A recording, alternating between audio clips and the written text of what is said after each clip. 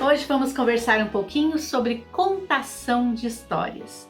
Todo mundo gosta de ouvir histórias, não é verdade? Às vezes a pessoa pensa assim, eu gostaria tanto de contar histórias, mas eu não tenho dom. Só que há dons natos e há dons adquiridos. Tem aquela pessoa que já tem dom e conta histórias, e tem aquela pessoa que aprende as técnicas ou como contar. E assim eu acredito que qualquer pessoa com boa vontade, ela consegue ser um contador de histórias. Vamos então para a primeira etapa da nossa conversa, que é falar um pouco de como surgiu a contação de histórias. A contação de histórias surgiu bem antes da escrita. É assim que foram passados de pais a filhos as histórias antigas, né? Assim, por exemplo, como surgiu o mundo, histórias que foram passadas de pais a filhos, e assim as pessoas aprendiam sobre os seus antepassados, sobre a sua história, a história da sua família, né? Então, os contadores de histórias surgiram há muitos e muitos anos atrás, né? Principalmente a gente pode ver um continente, o mais antigo, que eu acredito, o continente mais antigo, que é o continente africano, onde está a Turquia, os países árabes, e ali é o berço, né, do surgimento da humanidade. Ali, em toda essa região da África, há inclusive uma tradição da contação de histórias embaixo da árvore do baobá. Então ali o baobá ele é um símbolo de reunião. Então embaixo do baobá fica o contador de histórias, então todas as pessoas da aldeia iam ali, e ali o contador de histórias contava sobre como surgiu aquela tribo, guerras da antiguidade. Então ele era o retentor do conhecimento. Quem tinha o conhecimento maior era o contador de histórias. Inclusive até hoje algumas aldeias ainda utilizam o contador de histórias como uma pessoa de muito conhecimento, e se pede opiniões, inclusive para acordos comerciais se fazem na presença do contador de histórias debaixo do baobá. Tem várias histórias sobre o baobá, não vou me deter agora, mas é muito interessante. Então assim surgiu as contações de história. Não surgiram assim para crianças, não. Surgiram para a humanidade, né? Os adultos contavam para adultos a respeito da antiguidade, de histórias que já haviam acontecido, né? Então esse é o primeiro tópico, né, que nós temos que conversar aqui um pouquinho. Como surgiu o contador de histórias e a tradição africana a respeito da contação de histórias. Vamos então agora ao próximo tópico, que é o que é preciso saber para contar uma boa história. Então nós vamos dividir isso daí em 10 itens, tá bom? O primeiro item, saber bem a história. Quando você vai falar de uma história, eu já sei a história de Noé. Olha, eu conto a história de Noé centenas de vezes, mas todas as vezes que eu vou contar a história de Noé, eu leio a história primeiro. Porque sempre vai ficar algum detalhe importante sem mencionar. Então é importante a gente estudar aquela história. Quando é a primeira vez que eu vou contar uma história, eu passo dias estudando ela. Vou ler nos livros, vou ler nos livros da Ellen White, vou ler na Bíblia, principalmente porque eu conto histórias bíblicas, né? E aí eu vou atrás de dicionário bíblico, atrás de muitas informações que possam me acrescentar detalhes importantes. Então a história fica primeiro para mim. Eu sou a mais beneficiada com essa história, porque eu estudo a fundo cada história que eu vou contar. Então, se a criança fizer uma pergunta, dificilmente eu não vou saber. Por quê? Porque primeiro eu estudei bem aquela história, né?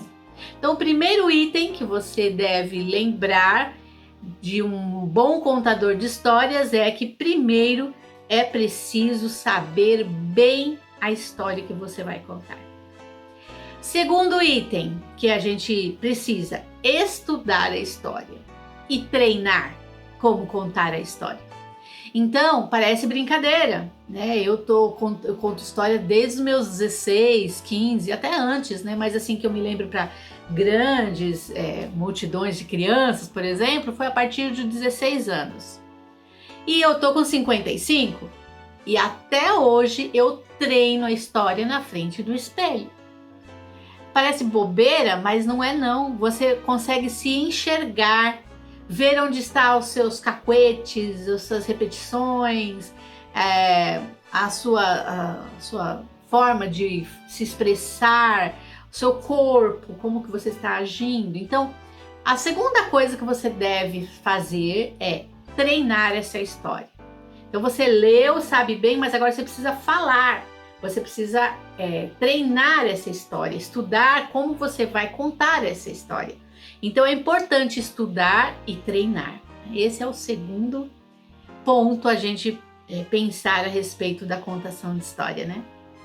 O terceiro ponto que eu acho muito importante a gente comentar é que material eu vou usar para contar a história. Tem gente que fala assim, não dá para me contar a história porque eu não tenho material, né? Mas vamos lá, primeira coisa, o primeiro material que você tem é você. É a sua voz, é o seu gesto, é a sua expressão facial, é como você se apresenta, como você fala, como você anda.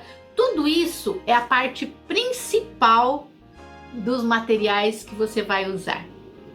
Então eu falei assim, mas eu não sei, por exemplo, tem a história da da empregada de Naamã, né? Aquela menina que trabalhava para ele, quando ela vai falar sobre o Naamã doente e tal.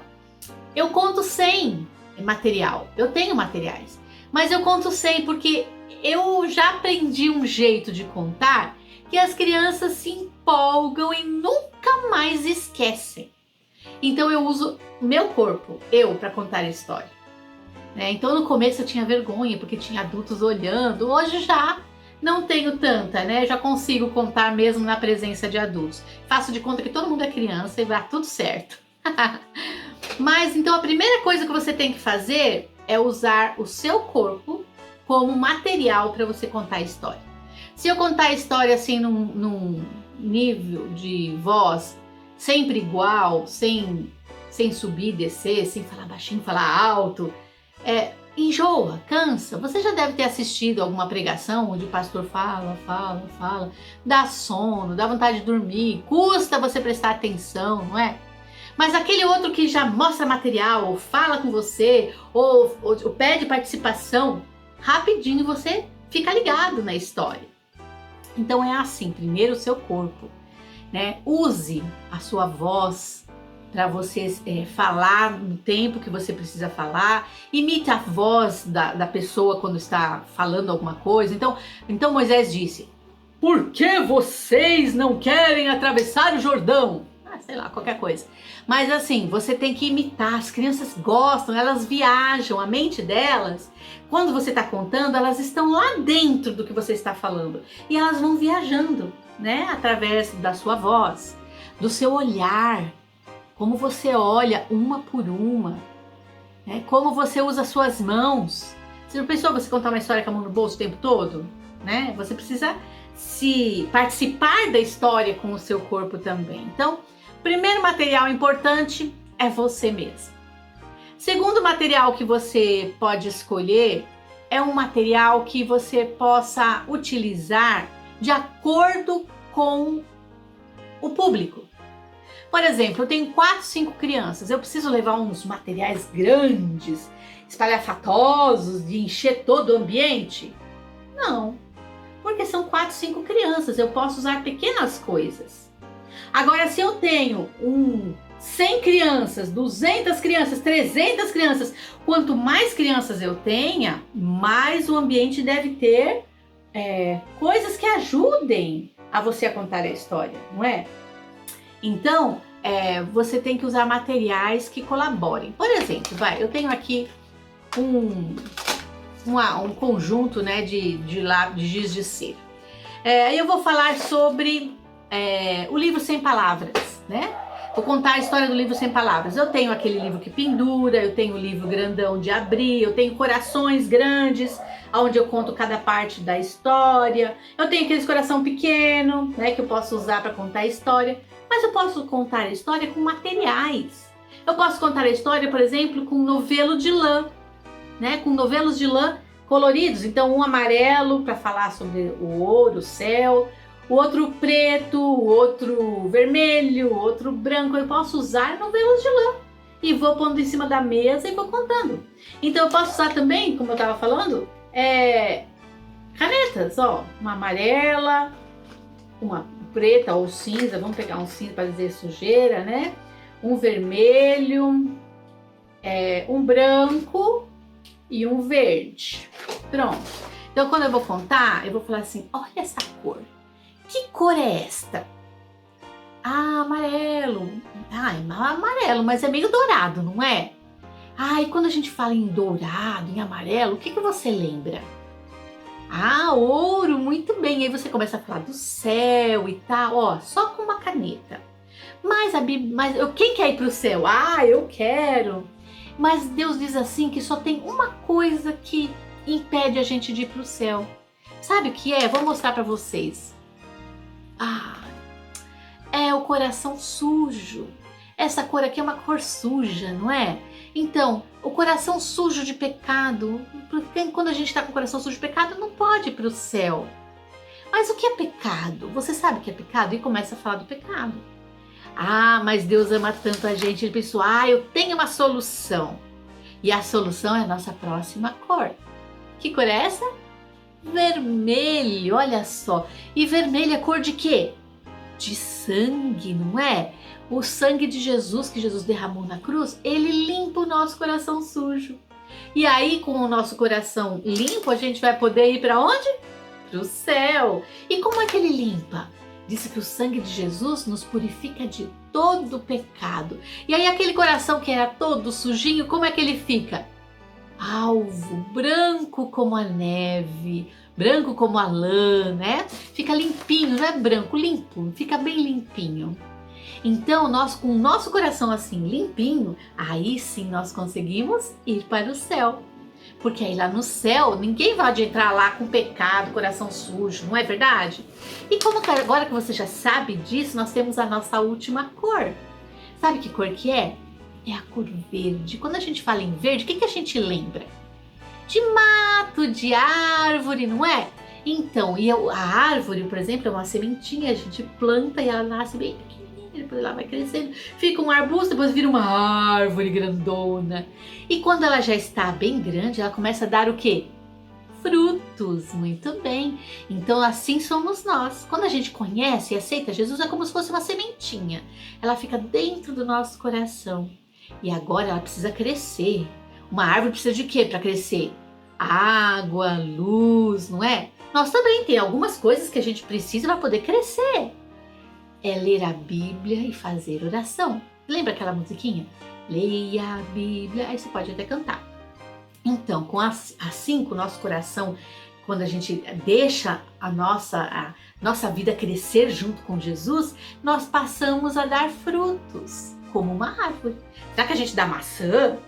Será que a gente dá laranja? Nasce laranja na gente? Não, lógico que não. Os frutos que a gente pode dar é fazer as coisas boas para os outros. Por exemplo, dar um brinquedo seu para alguma criança que não tem brinquedo, e aí você vai dando exemplos, né? Então você pode contar histórias com canetas, com novelos de lã, né? Você pode contar histórias com objetos. Por exemplo, você vai contar a história das 99 ovelhas, né? Que se perdeu. Você usa aquelas bolinhas de algodão, né? Usa bolinhas de algodão, coloca uma bacia virada para baixo para fazer a montanha, né? Pega uma caneta para fazer o cajado do pastor, entendeu? É coisa simples. Pode pegar uma lamparina, uma coisa de lâmpada, né? Tem muitos aí que a gente compra, coisinha de lanterna, né? Para usar uma lanterna, ou até uma lanterna mesmo, para dizer que ele saiu procurando. Então você pode usar objetos para contar a história. Claro, mas você pode fazer em EVA, coisas bonitas, grandes, põe uma alça por trás para você segurar enquanto conta, né? Você tem muitas opções para você contar a história. Pode ser apenas uma gravura, cartolina, colada, uma gravura na cartolina e você vai contando, né? Então você vai precisar decidir que material é mais adequado para a história que você vai contar e o local que você vai usar. Se é bastante criança, Arca de Noé, você pode fazer uma Arca de Noé grande. Eu fiz uma de TNT, costuramos o TNT, fizemos janelinhas, então a gente leva enroladinho e dos lados dá para pôr cabo de vassoura, então 2 adultos seguram e as crianças entram por trás, põem a carinha. Você vai usando a sua criatividade para contar histórias, né? Então o material que você vai usar, escolher que material usar, foi o terceiro item que nós comentamos. E a primeira coisa, o primeiro material, qual é mesmo? É você mesmo, somos nós mesmos, né? Nosso corpo, a nossa voz, a nossa expressão. E também não exagerar, né? Tem, por exemplo, igrejas que eu vejo que as professoras fazem uns aventais muito bonitos, mas assim, exageram, sabe? Fica parecendo um palhaço, sabe? Pinta a cara, põe 2 trancinhas assim. Não é necessário desfazer isso daí, porque você pode acabar distraindo a história. Em vez de você ajudar e complementar, não, você acaba sendo um estorvo para a atenção da história, né? Então, utilize você o mais simples possível para que não seja você o foco da história, mas sim a seu gesto, a sua voz, né? Use o cabelo sempre preso na hora de contar a história, melhor. Às vezes eu tô com o cabelo solto para a igreja, mas não é legal. Sempre é melhor quando a gente tem o cabelo preso, para não atrapalhar aquele momento que você vai fazer a história, né? Então esse foi o nosso terceiro item, tá bom? Quarto item que a gente deve pensar para aquele que quer ser um bom contador de história. E isso é uma coisa recente que eu ando fazendo, viu? É uma coisa que eu tô fazendo recentemente e que eu me surpreendi com os resultados, que é pedir a participação do ouvinte, do público ouvinte, né, das crianças ou dos adultos, quem seja, para participar da história com você. E isso é uma faca de 2 gumes. Por isso você precisa planejar o momento que você vai pedir para a criança contar a história. Claro, participar da história. Claro que vai ter momentos que vai dar tudo errado. Isso já aconteceu comigo. Eu fui numa igreja contar a história e era sobre a volta de Jesus, né? Então eu tinha aquele banner que descia, né? Tinha um banner que descia com a volta de Jesus e eu tinha alguns objetos, algumas figuras em feltro com a volta de Jesus pequenininho, aumentando. E eu fui usando tudo isso, né? Mas embaixo do painel, desse painel que eu tinha da volta de Jesus, tinha algodão. Algodão não, é aquele enchimento de boneca. Eu enchi de enchimento para fazer como se fosse nuvem. E eu assim, no meio da história, por isso que é bom planejar, né? No meio da história eu resolvi fazer as crianças irem lá pertinho de Jesus, ver a volta de Jesus de perto. E aí o que aconteceu? Claro, algumas foram e ficaram olhando, estavam felizes mesmo. Mas as mais pequenas amaram mergulhar naquele enchimento.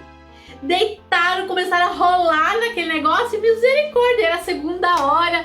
E eu, levanta, e quando eu falava uma para uma, levanta com todo carinho, a outra, tchuf, e começaram a jogar aqueles enchimentos uma na outra. E eu pensando, ai Senhor, o que eu fiz? Fiz tudo errado. Então às vezes dá errado, não é sempre que você vai pedir a participação é que vai dar certo. Mas vale a pena você tentar. Sábado passado eu estive numa igreja e eu contei a história e aí eu pedi para as crianças durante a história, né? Eles estavam andando, vamos bater o pé? Vamos andar, bater o pé no chão? E as crianças batiam o pé no chão. E eu fiz outras coisas, né, durante a história. Mas o mais interessante foi depois, na hora do almoço, a gente estava almoçando. E eu fui almoçar com as crianças, né? Tinha uma mesa com as crianças e eu sentei lá junto. Eu acho bárbaro a ideia, as conversas delas, né? E daí o menino falou assim, ai professora, eu gostei tanto. Foi a melhor história que eu já assisti. Eu falei, é mesmo? Que legal, fico contente que você tenha gostado. Daí ele falou assim, sabe qual foi a coisa que eu mais achei legal na história? Falei, o quê? bateu o pé no chão.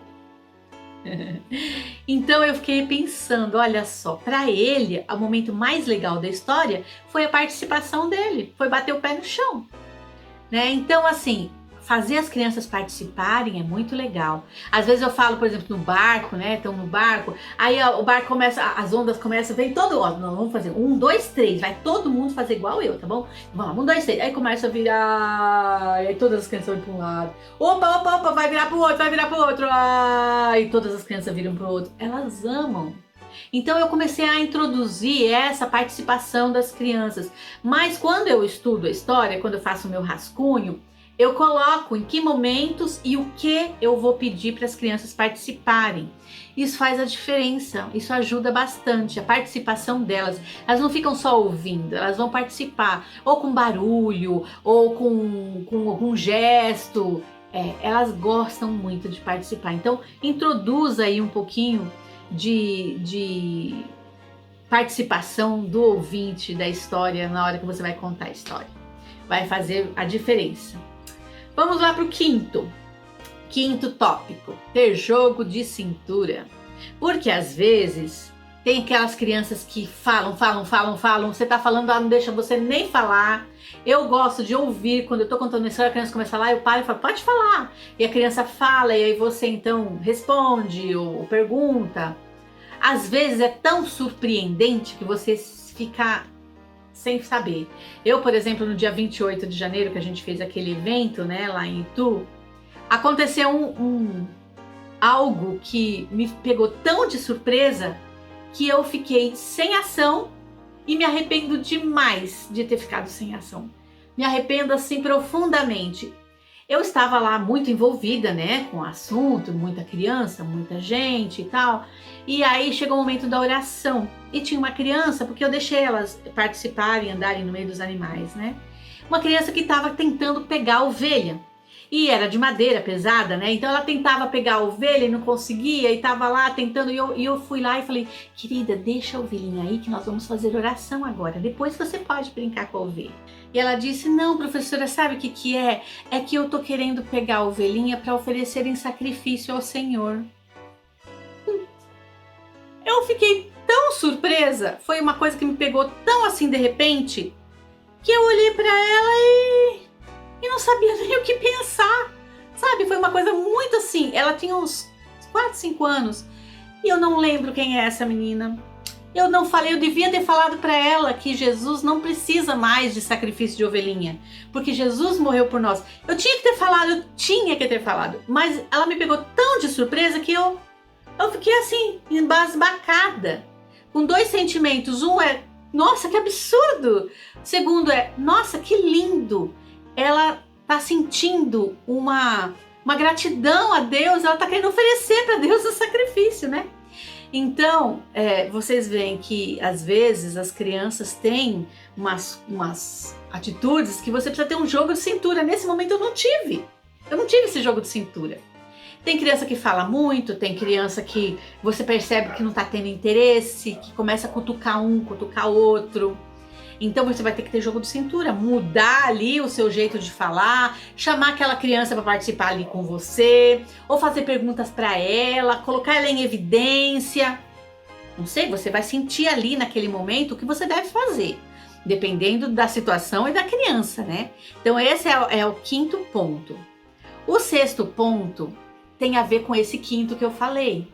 É ter ajudantes, sabe? Teve igrejas que eu fui que eu fiquei sozinha para contar a história e para cuidar das crianças. Isso não dá certo. Você, quando vai contar a história, você tem que estar livre para contar a história e prender a atenção das crianças e transmitir a mensagem. Mas se você tem que cuidar também de que aquela criança está conversando com aquela, de que aquela levantou para ir no banheiro e está saindo e tem outra indo atrás dela, de que tem criança chorando, não tem como, não é? Então você precisa antecipadamente ver se há pessoas que podem ajudar você com a plateia do ouvinte, das crianças. Ter pessoas ali que auxiliem as crianças para ir no banheiro, para tomar água, para separar briga, para separar conversas, né? Então você precisa de um ajudante ali para ajudar com você nesse momento, tá? Essa é a nossa sexto tópico. O sétimo tópico, ter um local adequado. Por que eu falo isso? Eu já fui contar histórias num local que era todo de vidro e havia de um lado uma piscina cheia de crianças ou gente ali e do outro lado um pula-pula e pessoas passando no meio. Como você consegue prestar atenção, prender a atenção da criança? Você pode se vestir de palhaço que elas não olham para você, entendeu? Então, tem que ter um local só para você e as crianças. Pode ser igreja, pode ser em qualquer lugar. Eu me lembro uma vez, eu fui numa formatura da escola missionária, muitos anos atrás, deve fazer uns 25 anos atrás. E era um teatro, e eu tava lá e tinha crianças que corriam no corredor, puf, escorregava lá no meio do corredor. E aí os adultos, fica quieto, não sei o quê. E a criança voltava correndo e corria de novo e voltava correndo. E eu pensava, gente, cadê a mãe dessas crianças? Cadê o pai? Cadê a família? E nada, aí começou a ter... outras crianças se entusiasmaram e chegou um momento que tinha 5 crianças correndo no corredor. E não tinha nem diácono ali pra atender essas crianças. O que eu fiz? Vem cá. Quando elas voltaram correndo, eu tava lá na porta, né? E falei, vem cá, vocês querem ouvir história? Vou contar uma história muito legal, você quer ouvir? E aí elas falaram assim, eu quero. Aí pensei, onde que eu vou contar história pra essas crianças? Não tinha local. O que eu fiz? Eram umas portas bem grandes de teatro, né? Eu abri uma das portas, sentei atrás da porta e pus as crianças tudo ali na minha frente, algumas que eram pequenininhas, no meu colo. E encostou a porta de novo. Então ficou assim, atrás da porta, um localzinho ali, eu comecei a contar história e fazia com a mão barulho e caretas e conversava com elas e as crianças assim, ó, prestando atenção. Não tinha local, mas eu fiz um local só pra nós, sabe? E peguei aquelas crianças que estavam correndo, acabou a correria. Então você precisa ter um local. Desse jeito, às vezes você não tem um local, faça um local, né? Atrás da porta, mas assim, que tem um local para você e as crianças. Porque se for um local muito aberto, a atenção das crianças se dispersa e vão concorrer com você. Barulho concorre, movimentos concorre, sabe? Então você tem que ter um local que esteja o mínimo de interferências possível, né? Para você poder contar a história, tá bom? E por exemplo, eu tenho muitas crianças numa sala e a sala de aula das crianças é desse tamanho e tá cheio de crianças e crianças de pé e começa a ficar irritada, um calor. Então o que você faz? Tira todas as cadeiras, bota tudo sentado no chão.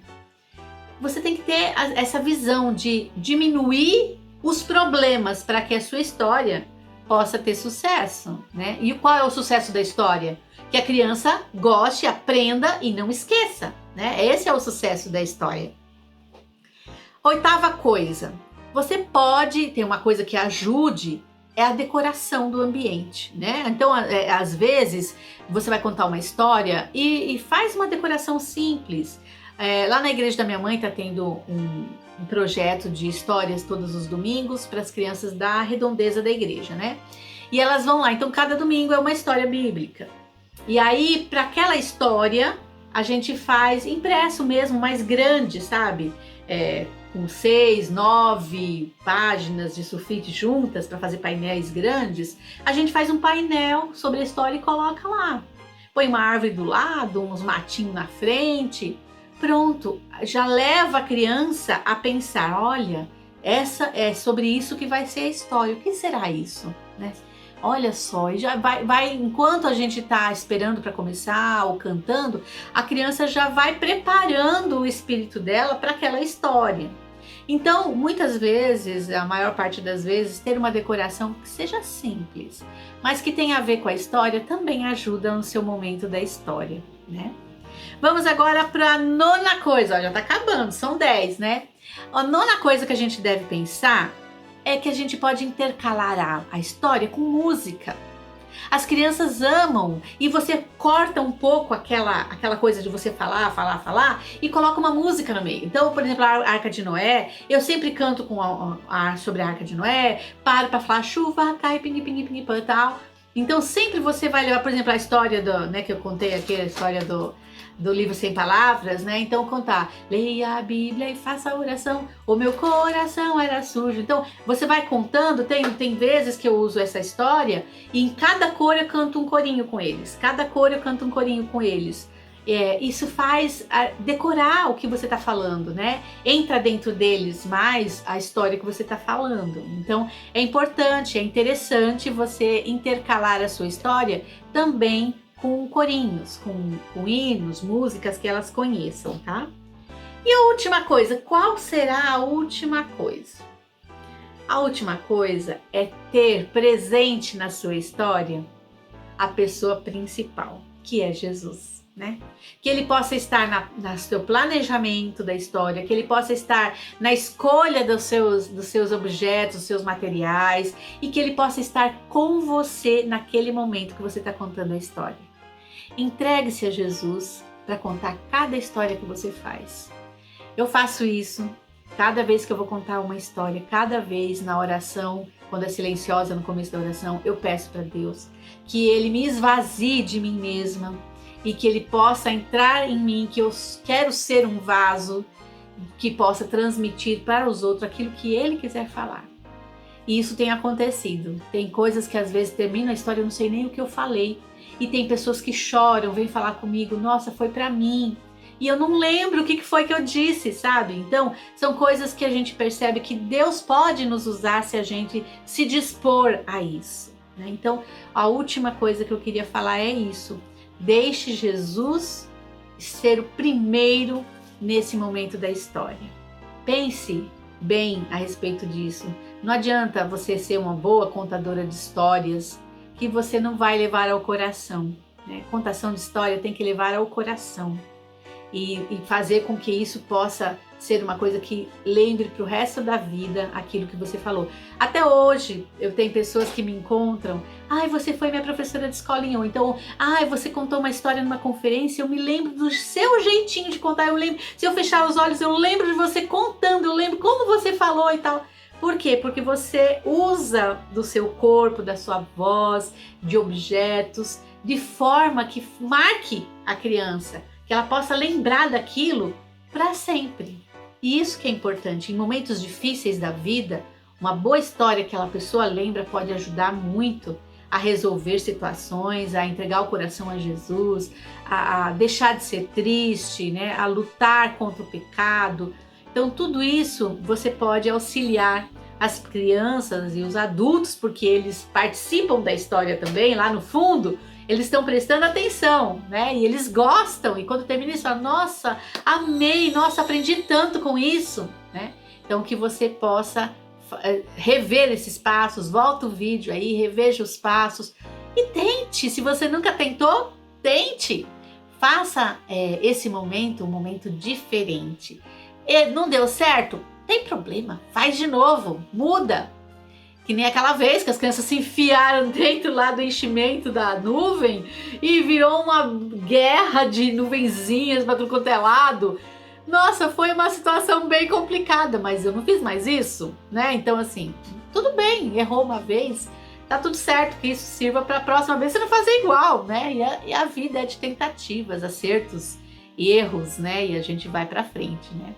Eu estou muito feliz aqui que vocês possam desfrutar desses momentos, que é muito gostoso. É a coisa que eu mais gosto de fazer na vida, é contar histórias, e que você possa desfrutar desses momentos com muita alegria e que possa servir como exemplo aí para muita criança. Que Deus te abençoe. Amém.